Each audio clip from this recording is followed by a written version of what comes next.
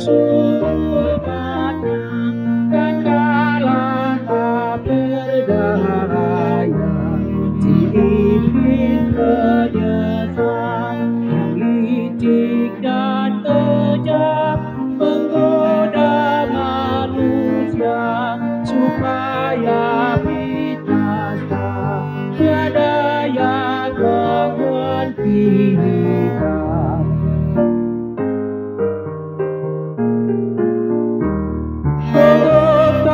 Kadang hapusani ibu domba gohina pinilit Jehovah ratu kamonan kita adi segoati iba anak naik turata Yesus si gogok satu nasot arban sopona. Selamat pagi Bapak Ibu Saudara-saudari yang terkasih. Sebelum kita mendengarkan firman Tuhan yang menjadi renungan untuk kita pada hari ini, terlebih dahulu kita berdoa. Kasih karunia Tuhan kita Yesus Kristus dan kasih setia Allah Bapa dan persekutuan Roh Kudus itulah yang menyertai hati dan pikiranmu sekalian. Amin. Bapak Ibu Saudara-saudari yang terkasih, selamat pagi. Firman Tuhan yang menjadi renungan untuk kita pada hari ini, Kamis 23 Mei 2024, yaitu dari Yakobus pasal 5 ayat 13. Kalau seorang di antara kamu yang menderita, baiklah ia berdoa. Kalau ada seorang yang bergembira, baiklah ia menyanyi. Saya baca sekali lagi. Kalau ada seorang di antara kamu yang menderita, baiklah ia berdoa. Kalau ada seorang yang bergembira, baiklah ia menyanyi. Molo adong di tonga-tonga muna nama naon na porsuk martangi yang maibana. Molo adong na merlasti roha marede ma ibana. Demikianlah firman Tuhan. Bapak Ibu Saudara-saudari yang terkasih, Martin Luther mengatakan bahwa doa itu adalah nafas hidup iman orang percaya kepada Yesus Kristus. Berarti dengan demikian bahwa doa itu adalah menjadi suatu bagian yang tak dapat terpisahkan dalam kehidupan orang-orang percaya. Dalam doa tentunya kita bukan memerintah Tuhan tentang apa saja yang kita inginkan, kita harapkan supaya Tuhan berikan dan terjadi dalam kehidupan ini.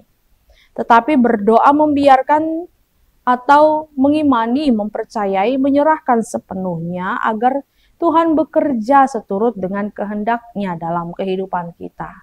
Karena tentunya Tuhan yang lebih mengetahui rancangan-rancangan yang terbaik yang mendatangkan kebaikan untuk kita semua.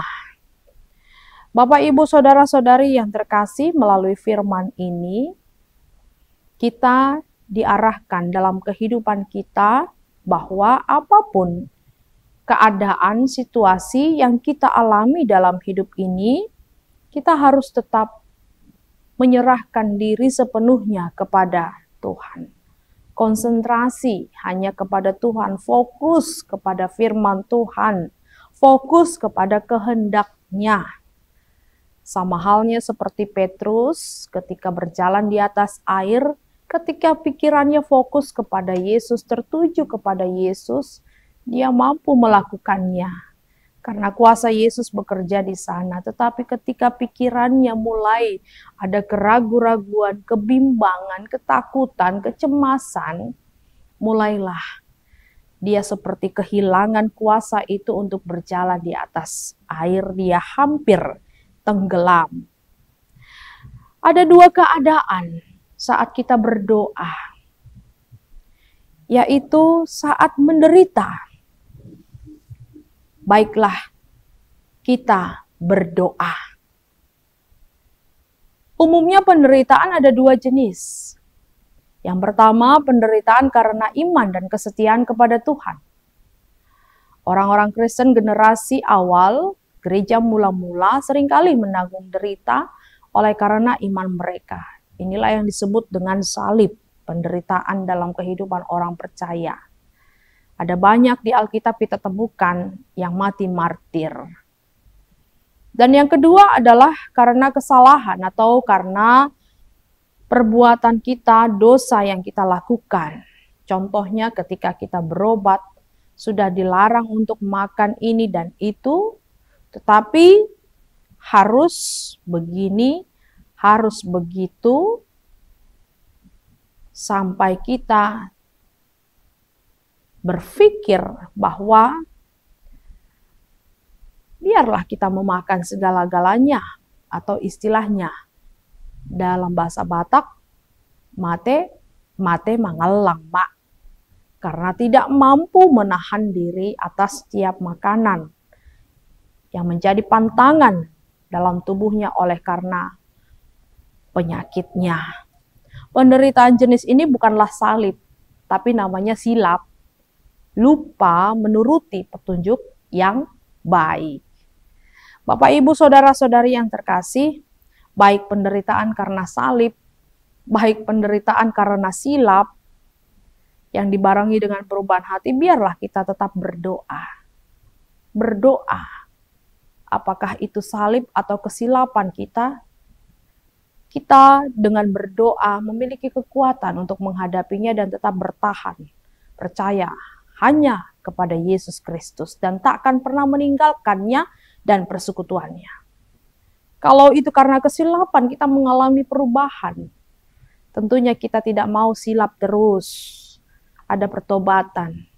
Bagaimana supaya kita ke arah yang lebih baik lagi, menuruti apa yang menjadi petunjuk yang terbaik untuk kita.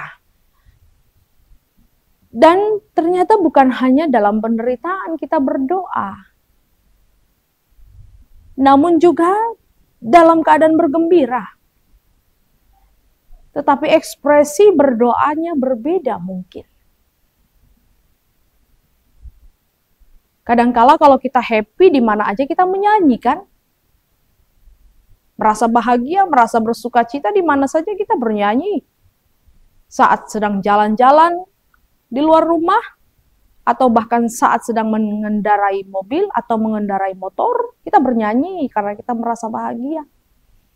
Dan bahkan saat di kamar mandi atau saat kita akan tidur, saat situasi kondisi dimanapun, kalau hati kita sedang berbahagia, kita bernyanyi. Seperti itulah yang dikatakan dalam firman ini. Dalam keadaan bergembira pun tetaplah mengarahkan hidup ini kepada Allah dengan bernyanyi. Bernyanyi juga adalah bagian dari doa. Artinya, nyanyian orang yang bergembira adalah juga karena keterhubungannya dalam Tuhan. Nyanyiannya berisi pujian kepada Tuhan. Ciri-ciri orang yang memuji Tuhan diantaranya adalah sepenuh hati memuji Tuhan. Tidak ada memuji diri di sana. Memiliki semangat yang positif dalam menjalani kehidupan dan menunaikan tugas panggilan.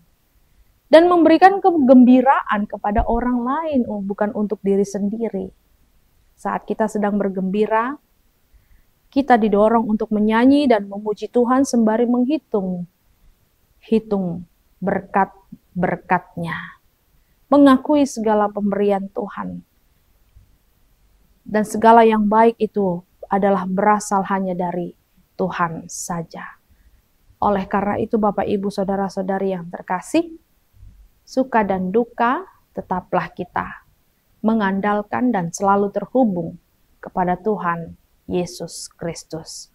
Amin, kita berdoa. Terima kasih Tuhan Yesus Kristus karena Engkau telah menyertai kami melewati malam yang panjang ini sehingga kami boleh kembali.